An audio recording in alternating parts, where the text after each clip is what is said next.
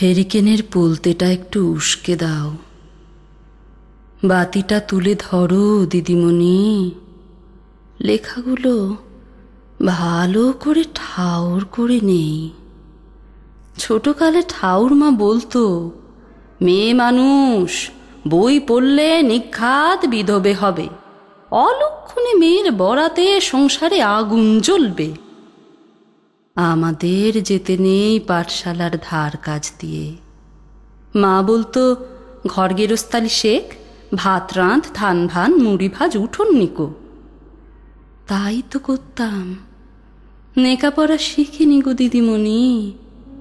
তবু দেখো, কপাল আমার পোড়া। 7 বছরে বিয়ে হলো, 10 বছরে কপাল পড়ল।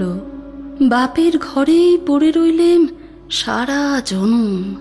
মাটা আগেই মরে বাঁচল। বাপ মূল্য পরের জমিতে খাটতে খাটতে। পেট চালিয়েছি পরের বাড়ি ধান ভেনে চিড়ে কুটে। তা হলো বই কি 2-2.5 বছর। মাথার চুলে তো পাক ধরেছে, পোড়া চোখে ঠাউর পাই না। অভ্যেস নেই তো, তবু তোমাদের বই পড়তে বড় ভালো লাগে। তাই ছুটে আসি রোজ ভর সন্ধে।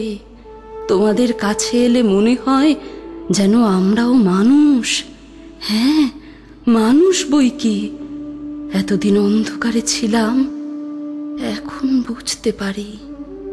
হেরিকেনের পোলতেটা একটু উস্কে দাও, বাতিটা তুলে ধরো দিদিমণি, লেখাগুলো ভালো করে ঠাউর করে নেই।